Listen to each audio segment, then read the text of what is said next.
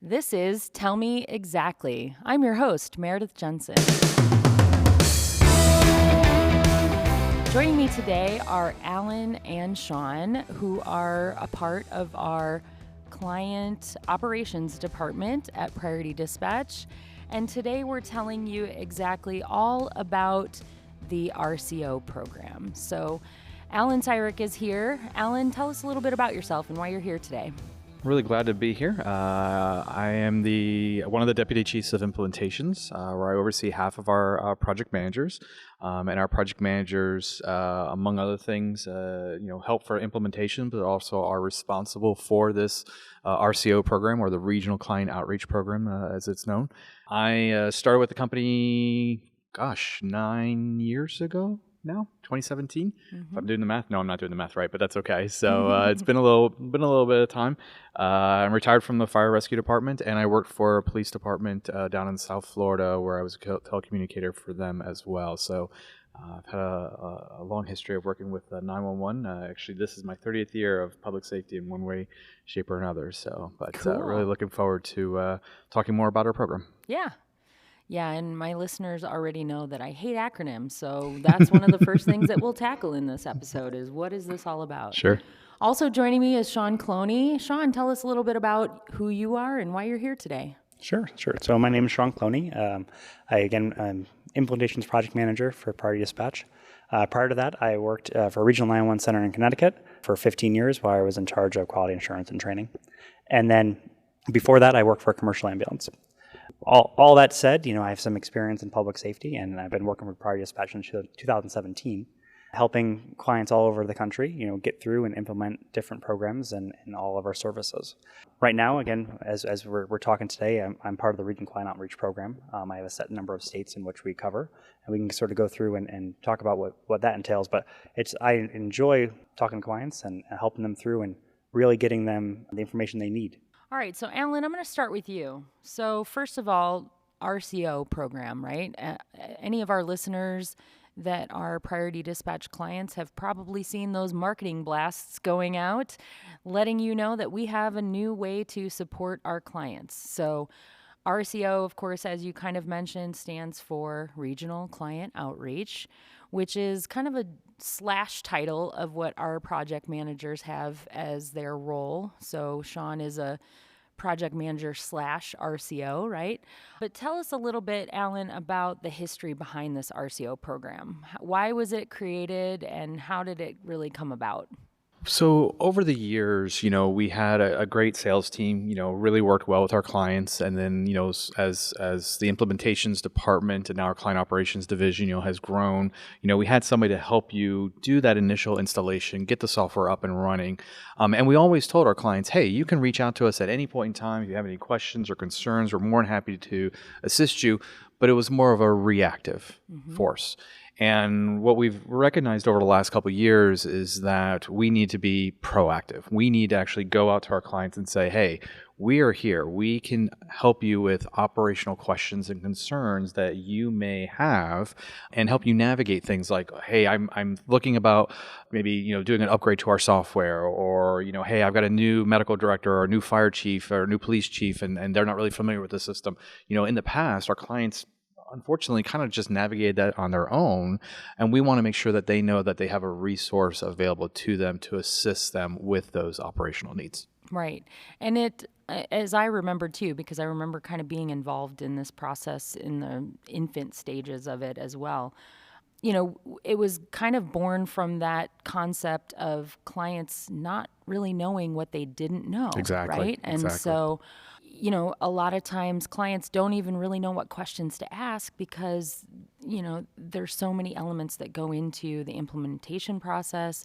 And when you're coming on board for the very first time using our stuff, it can be a little bit overwhelming. And so not to say that things fall through the cracks, but it's a lot. It's like that analogy that we all love to use, drinking from a fire hose, right? And no so trying to absorb it all in the beginning when everything is new can be a little bit overwhelming. And so, yeah, I kind of remember that too, that we needed to have those check-ins after the fire hose is turned off and we've had our drink. Right. Then let's come back and check in and say, how are things going, right? And not wait for the client to throw up that bat signal Yep. and say, I need help, and it's At that I'm point, it's already already in a mess. exactly right. The floodwaters have returned, and we're not in a way to actually navigate it. And then on the other side of the coin is also maybe things were going okay, but now there's new administration, right? Somebody got promoted, somebody got retired, and so all of a sudden there's somebody else coming in. I'm like, I to your point, I don't know what I don't know, right? So you may be like, okay, things are going smoothly, but what do I do with this thing, and they weren't part of that institutional implementation knowledge base to know that, oh, this is an option. Oh, we can do this with our system. Right. It wasn't appropriate, or it wasn't something that was applicable to our department or our agency 2, 3, 4 years ago. But hey, we've had a change. There's new technology, et cetera, et cetera. Now, this feature actually would be really good for us. And to your point, if they don't know what they don't know, that's a loss. And so we wanted to take an opportunity to say, okay, let's divvy up all of our clients, and we kind of starting this here in North America right now, but we're expanding this concept, worldwide. The idea here is let's start reaching out to our clients. Let's see if we can get in touch with them. Let them know that, hey, we're not trying to sell you anything. That's a huge misconception out there that our folks from RCO are trying to sell you something. Not at all. We are not a sales pitch. There is no cost for our services. It's part of your maintenance plans. If you have our licenses, what we do as part of the RCO program is covered for you. And so being able to, as you said, reach out to them and assist them, or even start just kind of throwing a little things out there like, hey, where are you at on this? Have you thought about this? No, I don't even know anything about that. Oh, well, let's talk about it, right? And give them some ideas of how maybe they can utilize their system even to the next level. Right. And one of the first steps in that whole kind of coming to fruition of this program was bringing on some more staff members, right? And Sean, I know you have kind of a really unique perspective, and it's also similar with a lot of the other people that are on your team that are other project managers and RCOs, where you come from that place of maybe being in the shoes of that person drinking from the fire hose and not really understanding what they don't know yet. So tell me how that has helped you with this program. Well, it's one of those things where it was extremely beneficial to be on the other side of it. So, when we came and we decided to have dedicated project managers, right? So that is, we're walking the client from their initial implementation where they add on something, or maybe they purchase it new, and we walk them through the entire process. Then having the ability to have the RCO component tied right into that. So now I talk to them afterwards. So now I can help guide that client from learning about the stuff we might have talked about early in the implementation that maybe wasn't critical to them in that moment. But now they've implemented, it may be a month down the road, and now I can refresh that again.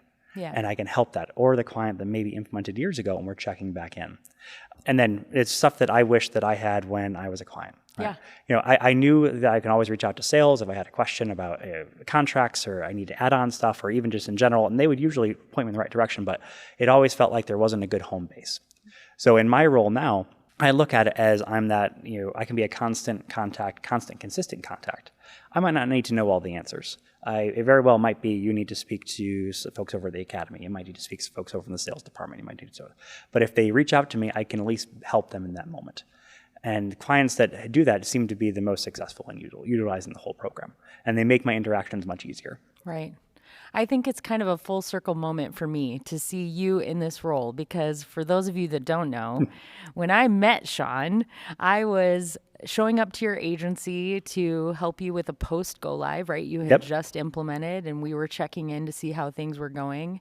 And it was like one of those 100-year snowstorms in Connecticut where I had to walk 5 miles uphill in a blizzard, almost kind of literally. I knocked on your door and I was covered in about 2 feet of snow. Yeah. The security guard called and said, "There's some lady covered in snow looking for you." I'm like, I know who that is. It's going to be Meridith, right?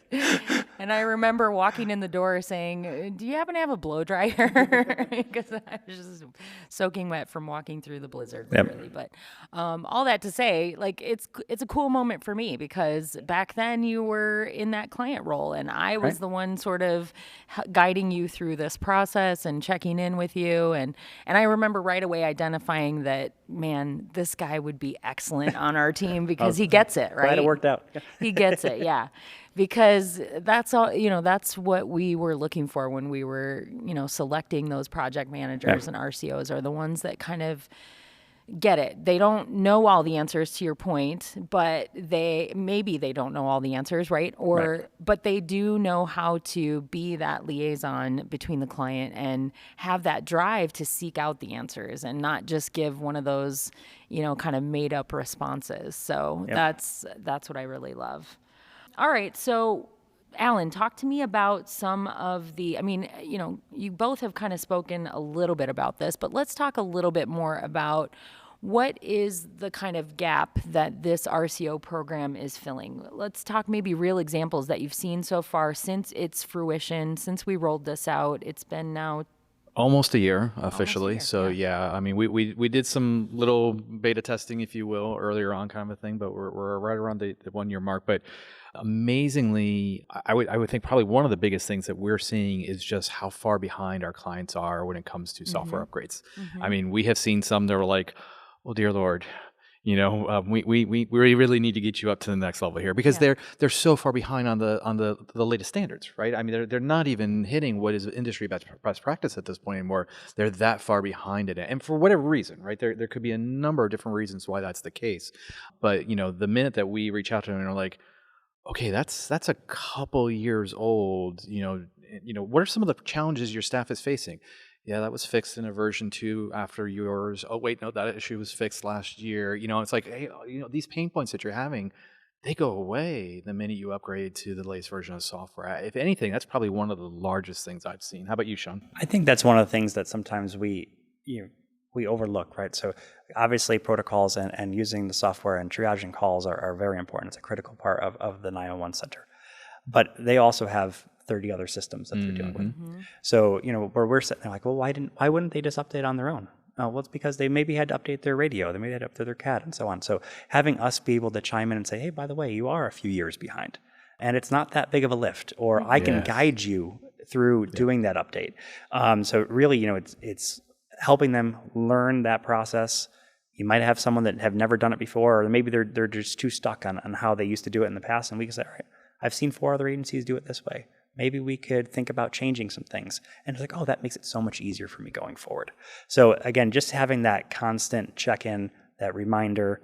Again, I know you're busy. I'm not here to overstep anything, but I can certainly help and make your life easier. I think that's the win here. Right. And I think it's important to also note that, it's to no fault of our agencies that they get behind on versions, right? Because again, they don't know what they don't know. And it's really incumbent upon us, I think, to serve as that human interaction reminder of, hey, there's a new version out, right? Because sure, we can send out emails, but we all know that emails can get buried, right? And they can kind of fall off. So not only just letting you know that there is a new version release, but making sure that you understand that we're here to support in that transition when you're ready, because we don't push out updates, right? We wait for you to come and tell us, okay, now I'm ready, because there are many elements that go into it before you can pull the trigger. And Alan had mentioned too, there's some agencies that have a pain point. Maybe it's something that they requested or they realized was not necessarily an issue, but I really wish this could be better. And it's something that we had fixed, and they just been dealing with it because they didn't do the update. Right. And that's stuff that I can instantly make your life easier. Yeah. Like we can just run this executable, we can walk you through, we can map it, and like your staff will enjoy this much more and make their job that much easier. Right. And prior to this program rolling out, we as an organization didn't really have a good way to check in and see where our clients were. Very right? true. Because very true. For those of you that don't understand, we can't just magically reach into your software. We don't have access like that, right? And look to see what version you're on. We're not the big brother, in the background secretly watching everything you do, right? Or even who's the appropriate person to reach out to, like who we did during implementation might be fine, and who sales might be communicating with might not have anything to do with the operational side of how the comm center is doing business, right? So and that's probably another interesting dynamic of what we're finding as part of this RCO release and this initiative is who's the right person to contact and who can be that operational, hey, I'm here for you, right? Sean can help you navigate these issues right away.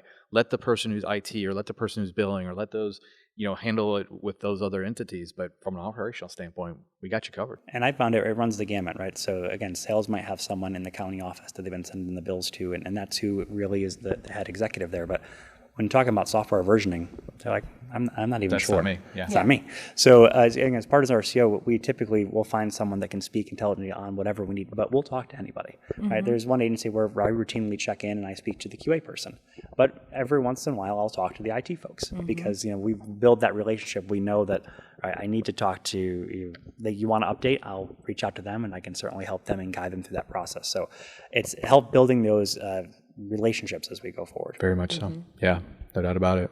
And those relationships, I think, can be equally important as we try to help clients navigate, whether it's an update to the system or pain points they're having, because and we own this. We'll tell anyone who ever asks us. Back in the day, for example, with the EPD implementations, we did things very different than what we're doing today, right? Very different. We advocated things that probably created pain points for agencies. This was not our intention. Our intention was to make sure that you knew all the capabilities of the system, but it was a little overwhelming, right? And so it became a frustration point for our clients.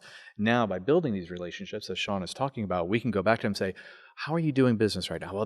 Well, hang on here.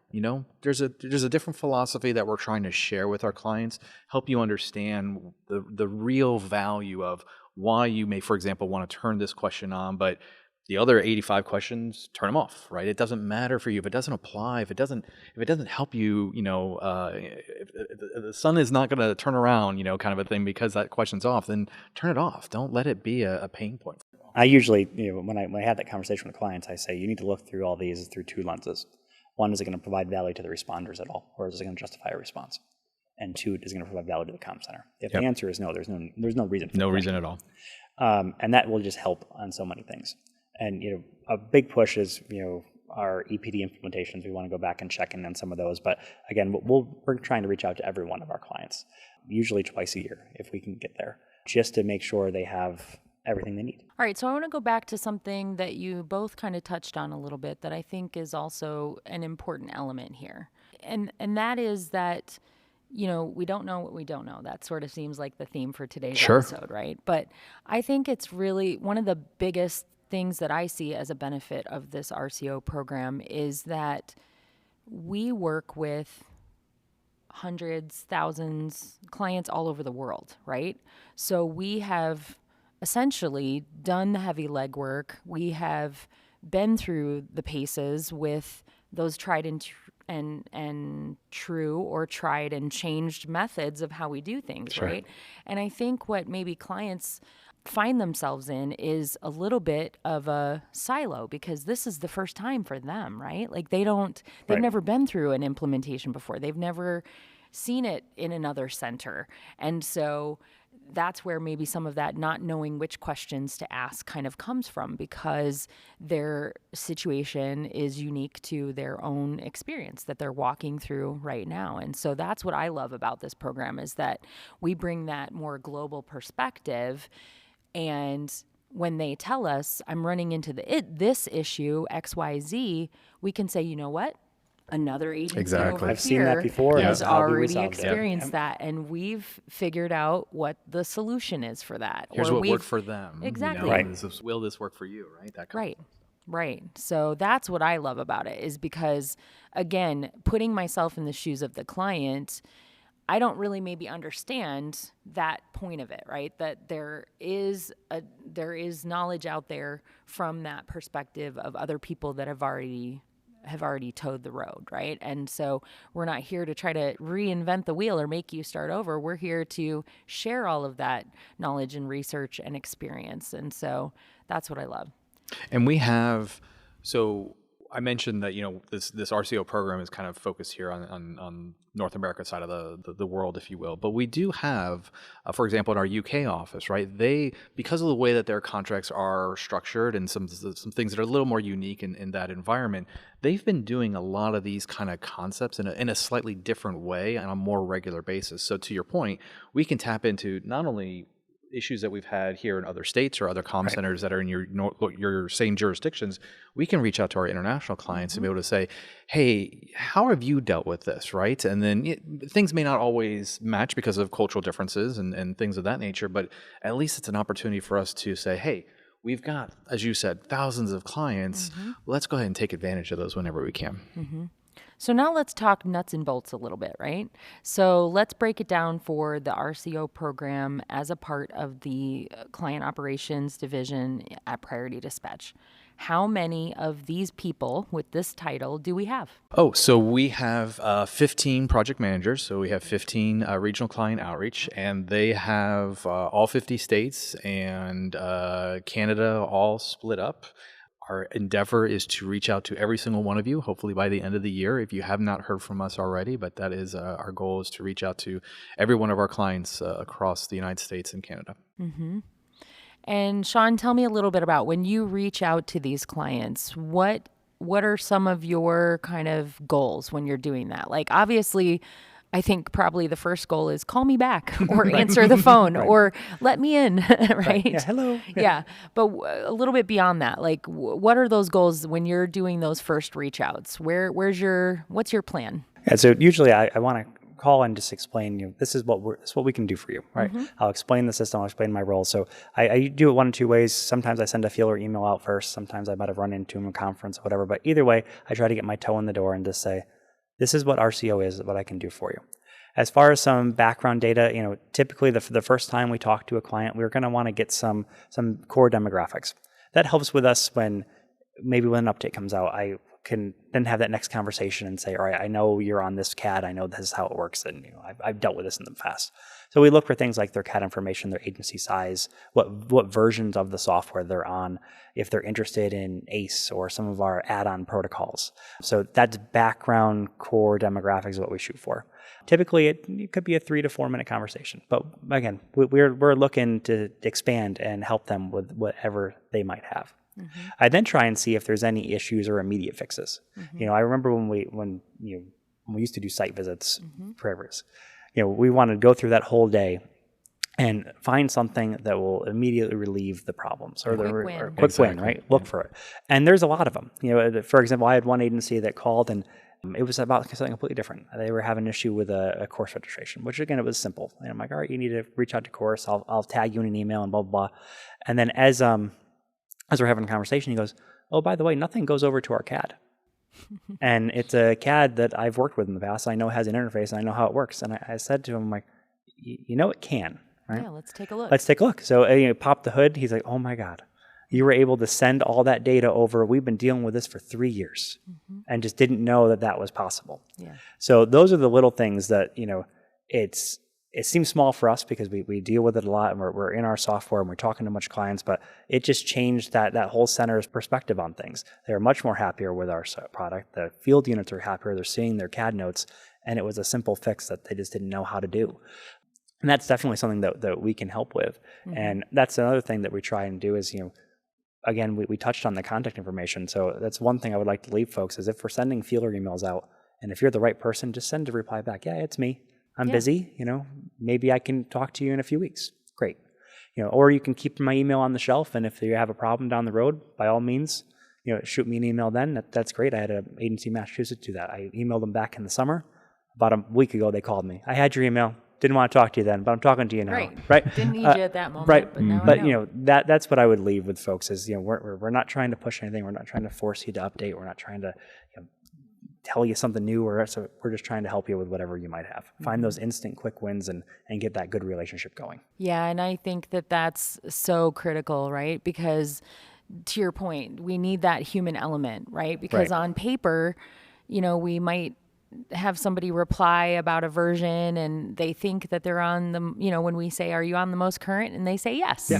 If we just left it at that, they might not even realize, right? And to your point, like, you set out to do something totally different, but then the impact that you had was just massive because that was something that they were dead in the water for multiple years, right? And so that's what I love about it too, is that a lot of times you guys probably have no idea what you're going to find until you get in the door, right?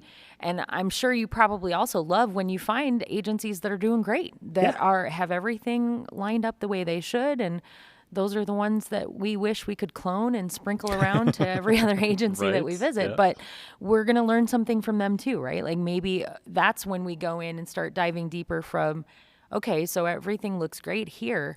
How did that happen? What did you do? How did you get here? What did you do that was right that we can then share with others, right? And that's Because one of the reasons why we ask some of the background information on them. Because we can figure out, all right, this makes sense. If another agency says, well, what is a good example of things going right? Well, I've seen this over here, right? So it helps build the database there. Yeah, that's what I love that we're building. All right, so Sean, we've talked a lot about some kind of general examples of how we have, made impacts with the RCO program. We've talked about what it is. We've talked about kind of how it's structured. Now let's talk a little bit about, for our listeners, from your viewpoint, how can this RCO program, how can agencies really get the most out of it, right? Like if they are going to answer that email or call us back, what do you think maybe the 3 takeaways or the 3 bullet points for them might be the best for them? I think the best way for them to utilize it is, again, as we joked before, just let us in, right? Engage. But then it's look at it. If you really want to go through and make changes, just be ready for the change, or be ready to let us know how to delay that if we need to. But as far as agencies that are utilizing the system well, they typically reach out to me, right? It's not something that I have to go forward and prompt them for the check-in, because it's just became that so organic, right? It is, all right, we're over here. What should I do here? Okay, here's your answer there. So that would be my key takeaway is don't be nervous by it. By all means, reach out. We're here to help. Let us in the door, and then we can certainly not be another meeting on your calendar that's going to take up space. We're really just there to buzz in, buzz out. It can be email, it can be phone call, it can be a text. It doesn't really matter to me as long as I'm there to help you and push everything forward for your center. Right. And that initial contact and establishing that relationship is how we figure out which size you need, right? Which size, shape, and version of this you need, because this is not a one size fits all. This is not a cookie cutter program. We want to mold and shape it around what you need moment to moment, right? Because what you're interacting with your clients right now that are in your region today is going to be vastly different than next year what they're coming to you for. And I have a good example. I have a client up in Canada who's a power user. Most of my interactions with her are she's having questions because they truly do a good, robust test before they do update, right? So they're going through and they're finding logic pathways, and they're like, oh, this doesn't make sense. Can you explain this? And either I might know the answer, or I kick it over to our protocol expert team, and they'll fill in there. But that's my interaction with them, and that's how I'm helping them. But then another agency that maybe doesn't go through that route, and I'm helping them with more little things like, oh, how soon can my folks recertify? Oh, that's 6 months prior to their recertification date. You're right online. So it's the same contact. It's still me, but it's very different uses to our service. Yeah. And there's even another level that I respect, maybe isn't something that's going to come initially, for comfort for some of our listeners here and certainly for our clients, but also to think about this as a proactive opportunity for you as well as an agency, right? Someone's retiring, there's going to be a new fire chief, or there's going to be something, there's a major change that's happening. Maybe you're doing a new CAD upgrade, right? These things are coming down the pipe. Don't hesitate to reach out to us ahead of time saying, hey, just so you know, this is happening. I may need your assistance. Not a problem, right? This gives us better knowledge to, the previous comments that were made, like how can we best assist you moving forward? So it doesn't always have to be that you're currently experiencing a pain point, and maybe you don't have a problem with the CAD upgrade. Maybe you don't have an issue with the new administration that comes in, right? Everything is all fine and dandy, but if you give us a heads up that, hey, this is coming, I might need you to come and talk to us, or I might need I want to make sure we're getting our settings correct with the new CAD system. Absolutely. We are 100% willing to assist you in that regard as well. So I think the last thing that I want to close out with is for our listeners. If you're listening today and this is a new concept for you. This is the first you're learning about RCO, these project managers, regional client outreach. Perhaps you saw that email, but you deleted it already because you didn't know what it was. How can they find out who that RCO person is for their agency? Well, there's a couple different ways that we can make this happen. Certainly, if you don't have that email at all, your account manager will certainly know who that is. You can go to our website. So if you go to prioritydispatch.net and you go to the Contact Us page, we have actually recently updated that. So it now includes not only your account manager, but it also has a regional client outreach there for you as well. Those are probably the two that come right to mind. Right. That's definitely We the have two a little- self-service ways. We also Yeah, have a self-service. little Good way of info putting it up. sheet on the RCO program that we'll put a link for that in There you our go. show notes. How about that? So Nice. if you're listening today and want more information, Awesome. go to the show notes and click on that link because we have that fun little info sheet that explains more about ways that we're who's who. helping support you Yeah, guys. no doubt about it. So. All right. Well, thanks so much, gentlemen. It's been a pleasure as always. Keep doing the good work that you're doing because I am loving this. I am hearing all the time from agencies how much they really appreciate this new touch point for them, this new sort of way that we are saying, hey, we see you and we're here to help you. So thanks so much for that. Appreciate you having us on. Yeah, thank you very much. Thanks for tuning in. If you enjoyed the show, give us a 5-star rating wherever you get your podcasts.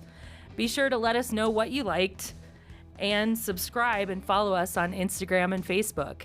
Look for @TellMeExactly to get the latest on all things emergency communications. Tell Me Exactly is a Priority Dispatch Corporation podcast developed by our team of protocol experts and hosted by me, Meridith Jensen. With Cody Ekman as producer, Reading Roberts as sound engineer, Scott Robinson and Jason Barber as executive producers.